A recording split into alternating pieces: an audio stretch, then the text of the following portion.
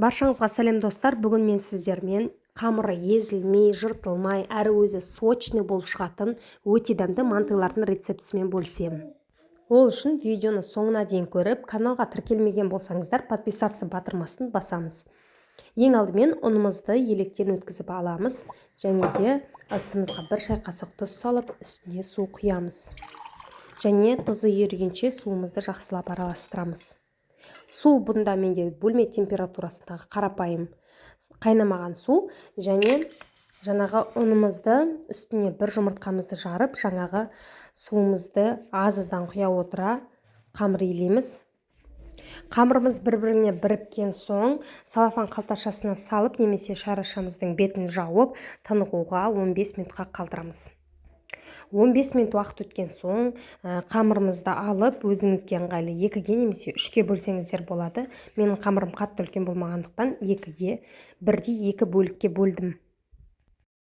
Жалпы осы мантыйдың дәмді болуысы тікелей қамырына да байланысты, достар. Сол себепті де жақсылап тағы бір басып, июі қанғанша 15 минут уақытқа бетін жауып қоясыздар.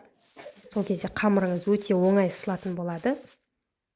Қамыр дайын болғанша етімізді дайындаймыз. Менде бұл жерде үлкен кесек ет және шамалы аздаған құйрық май қостым. Себебі мен кесек етім жай ғана майсыз болғандықтан құйрық май қостым. Сонда өте дәмді болады. Сіздерге де қосуға кеңес беремін. Егер сіздердің еттеріңіз немесе фарштарыңыз қатты майлы болмаса, ендеше салмасына сұйық май қосуға кеңес беремін. Мінекей мен етті осылай ұсақ-ұсақ 4 бұрыш етіп турадым. Және мен мантыға міндетті түрде үнемі картоп қосамын. 2 картоп қостым, 1 картопты алып қалдым, себебі өте көп секілді көрінді. Қалауыңызша картоп қоспасаңыздар да болады. Тек етпен және жуамен істесеңіздер де өте дәмді болып шығады. Картопты да ұсақ 4 бұрыш етіп турап салдым. Мантыйыңыз сочный әрі дәмді болып шығу үшін ең басты ингредиент ол пияз. Пиязды неғұрлым көп қоссаңыз, мантыйыңыз соғұрлым сочный әрі дәмді болып шығатыны сөзсіз. Мен 4 үлкен пияз қостым, бұл яғни 500 грамм. Барлық заттардың керекті мөлшерін сіздерге описанияға грамдармен қалдырамын. Сол жерден қарап, менімен бірге жасаңыздар. Енді осы салмасын үстіне дәміне қарай тұз бұрышын салып, сондай-ақ міндетті түрде чеснок саламыз, яғни сарымсақ. Осындай күштің кішкене көзінен өткіземіз, немесе ұсақ етіп турасаңыздар да болады. 3-4 сарымсақ салсаңыздар, мантыларыңыз өте дәмді болып шығады. Және осы салмасын барлығын жақсылап араластырамыз. Мінекей, енді біздің қамырымыз әбден июі қанып, дайын тұр екен. Енді үстеліміздің үстіне аздаған ұн сеуіп, қамырымыз тез жайылу үшін осылайша қолыңызбен басып шықсаңыздар болады. Негізі мен үйге манты күнделікті жасаған кезде қамырына жұмыртқа қоспаймын. Осы рецепт түсіру үшін ғана қостым. Жұмыртқа қоспасаңыздар да болады. Ешқандай да езілмей, жыртылмай шығады. Мінекей, қамырымызды жаямыз. Қамырды жайған кезде оқтауды қатты басып, күшке түсірмей, екі жағынан сәл-пәл жеңілетіп, ортасын қатты баспай жайсаңыздар, қамырларыңыз жұп-жұқа біркелкі болып шығады. Видеода көрінбей қалыпты, түсінген боларсыздар деп ойлаймын. Оқтаудың көмегімен осылай өлшеп алып, қамырларды бірін үстіне бірін қойып, және алақанмен, шамамен осылай аласыздар. Сол кезде қамырларыңыздың барлығы да 4 бұрышты біркелкі болып шығады. Мен осылай мантыларды үнемі кішірек етіп жасаймын. Сол кезде өте әдемі көрінеді.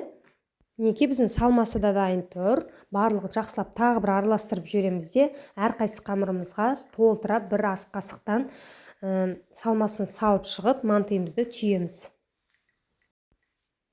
Мантыйды әркім әртүрлі түйеді. Мен тура осылай видеодағыдай түйдім. Осы кезде суыңызды алдын ала қосып, қайната берсеңіздер болады. Достар, егер сіздерге түрлі тәттілердің, салаттардың, тағамдардың, сусындардың рецептісі қажет болса, міндетті түрде менің каналыма тіркеліп алуға кеңес беремін.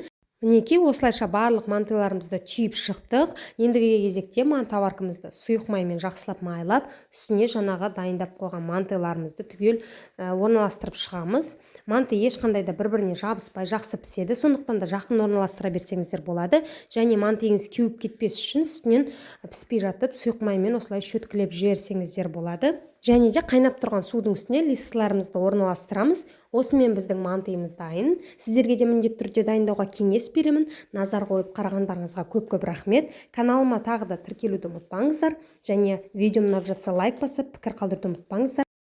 астарыңыз дәмді болсын.